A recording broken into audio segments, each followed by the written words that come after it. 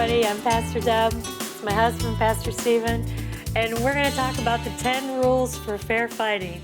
As we've been talking about communication and conflict, we've dealt with a lot of the different challenges that we bump up against, and today we're going to share the 10 rules that we put together, which are based in Scripture, and they help guide us into communicating in healthy ways. Mm-hmm. And the 10 rules handout ought to be linked in the description to these videos, so take a look there and you can download a copy for yourself. Mm-hmm.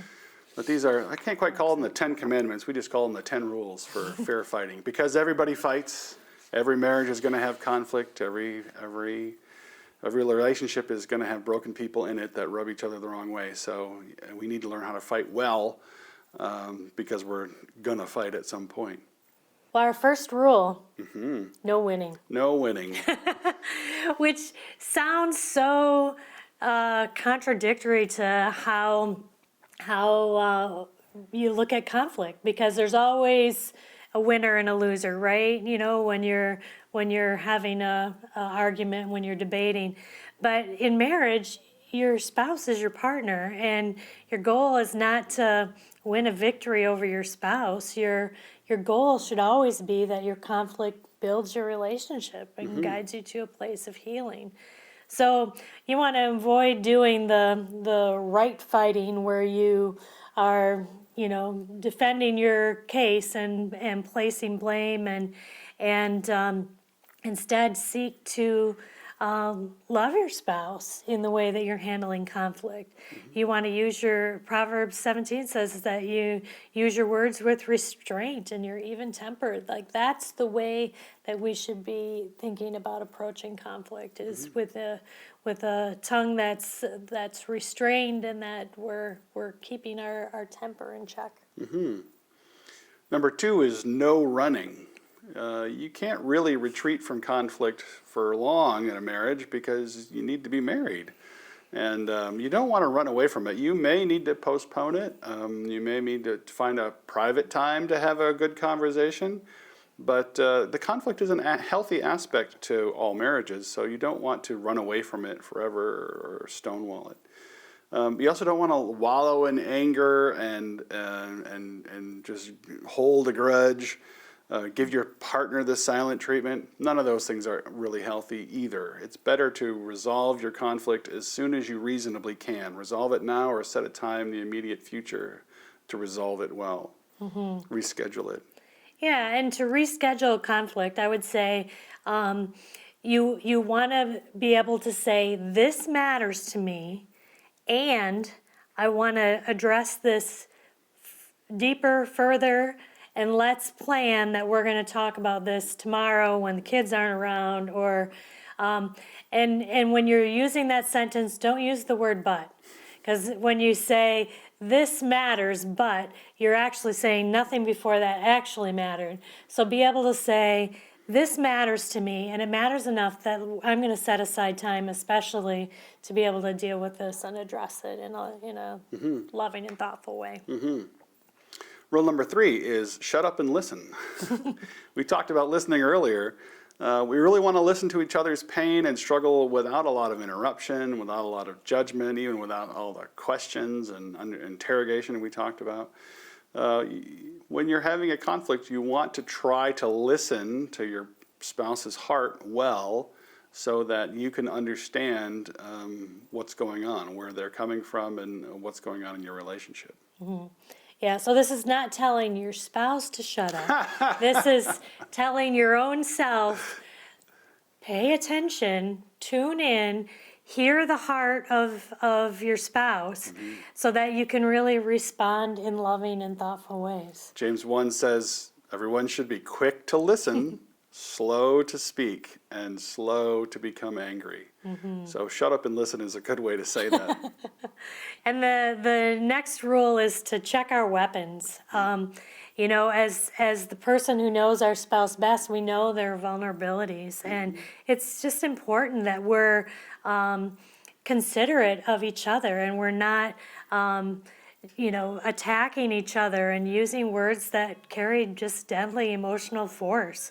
We want to be people who are each other's best cheerleaders. So we don't want to be belittling and demeaning each other. We want to make sure that our spouse is honored by the words that come out of our mouth, even when we're angry. We don't use anger as an excuse to say things that are hurtful, because those things will be remembered, and you think about the hurtful things that have been said to you in your life, and you carry those as scars. And we don't want to scar our spouse. Yeah, we want to avoid exploding in anger. We want to avoid name calling, cursing. There's no use for that. Harmful generalizations. You're not out to belittle or annihilate your spouse. That's essentially self-defeating when you are supposed to be one flesh before God. So. Ephesians 4 says, don't let any unwholesome talk come out of your mouth, but only what is helpful for building others up. So our next rule is keep it private. We want to keep conflict between the two of us. When we have conflict with one another, we don't go running to our friends or running to tell your mother, and we're not having conflict in front of our kids where we're eroding their sense of safety and security in the home. We want to make sure that when we're having, a heated discussion, that we're doing that in a private way, and we're not bringing others into that. And I would say, the exception to that is that we bring in a trained counselor when we reach an impasse that we're struggling to get by. But we want to avoid just going to work and talking about how awful our spouse is. That's not a helpful way to engage, and it doesn't honor our spouse when we share things publicly that really belong private. And children especially, you want to keep them out of your fights. It's destructive to your spouse and your children to say, do you see what your mother has done? Do you see what she's like? That is just hateful behavior, and that is not a healthy way to fight at all. So that's something we want to avoid, keeping all of our disagreements as private as possible. Our rule number 6 is to take it down and not up, so that we're trying to lower the temperature more than we're trying to raise it, trying to lower our volume instead of getting louder and louder as we argue, trying to keep our tone gentle and not hostile as much as we can, rather than escalating our defenses. Because that gentle answer can just diffuse the accusation or the anger that we hear. If we can respond by, reflecting the emotion, saying, wow, that sounds really, stressful, or you're really upset about this, and be able to answer in this calm way. I would say it's a bit of being differentiated enough to receive this conflict as information.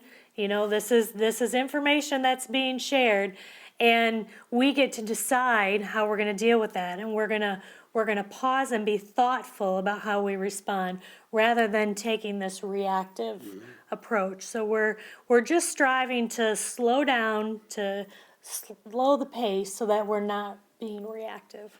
And our rule number 7, right at the beginning, it's the same idea, but it applies specifically to the beginning. You want to start softly. If you start an argument with an explosive temper tantrum, you're already in the wrong foot. You're starting badly, poorly.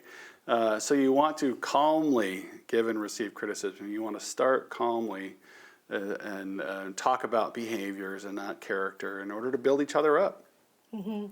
And this goes back to Gottman talking about you need 5 to 1 affirmations to criticism. So we're speaking the truth in this context of love, right? So we're giving the atmosphere that criticism can be heard, so that transformation can happen. If we're only launching out in rebuke, then that criticism is never going to be processed well. It's just going to be heard as condemnation. If you start with a high volume, you're your spouse is likely to have high defenses go up immediately, and you're going to have a harder time having a conversation right away.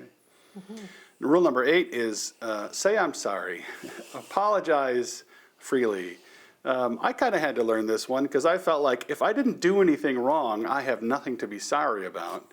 So why would I say I'm sorry just because you're upset? We had that conversation a few times when we were newlyweds. And I had to learn about, you can say I'm sorry because it's a conflict. Just because it's troublesome, because you've got conflict between you, you should be sorry that you're having a conflict in your marriage and you want to work through it. So be quick to say I'm sorry. Be quick to own your own contribution.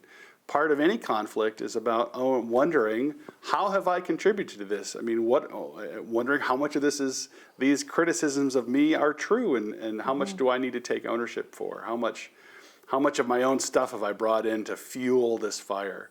So saying I'm sorry is an important part of a good marriage. Yeah, and I would say that that's not to be done in a flippant way, but to say, I'm really sorry if, I've said things that have been upsetting, because my goal here was not to upset. My goal really is to be able to have peace here and to have, a better understanding. The next one is forgiving freely. That means that we have to be able to give up our anger and our, not let our anger become bitterness.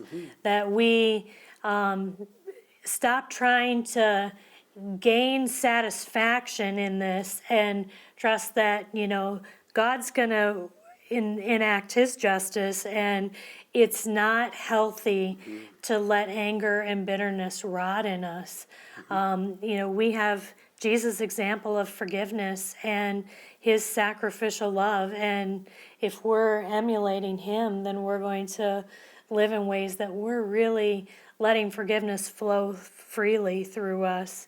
And that doesn't mean that we don't hold one another accountable, or that we don't that we're flippantly forgiving, but it's being able to not live in anger. Forgiveness isn't necessarily acting like nothing ever happened. It's not restoring the relationship to the way it was before necessarily. But it is giving up your right to vindication. And we'll talk more about forgiveness in a later video. But forgiving freely is an important part of marriage. You're going to have conflict regularly. You need to be able to say I'm sorry and forgive each other regularly. And like Jesus said in the Lord's Prayer, we forgive because we've been forgiven. And our number 10, pray together. This is a kind of a powerful one, that if you have a conflict with your spouse, if you're arguing and you sort of reach a level of resolution, it's very powerful to hold hands, go to the Lord in prayer, and kneel before his throne and say, Lord, forgive us, help us to love one another. Pray together, because shared spiritual practice is a powerful force in a marriage. It is a powerful indicator of how of a strong marriage. And James 5 says, confess your sins to one another and pray for each other so that you may be healed. Praying together, ending disagreements in prayer, is a powerful tool. And I would say that it's a resetting, a restarting. When you've gone to God in prayer, you've realigned your hearts with one another and with God's will, and you're saying before God, we're going to go forward together and we're going to do better. And it's a promise that you're making to each other, and it's just a powerful way to end your time of conflict. And sometimes you say it with trembling lips and hands, but it's powerful and it's important. And I hope that praying together becomes a very active part of your relationship. So that is our 10 rules for fair fighting. And when you come join us next time, we're going to talk a little bit about commitment and what is marriage, and you'll hear our theology of marriage. Come join us next time.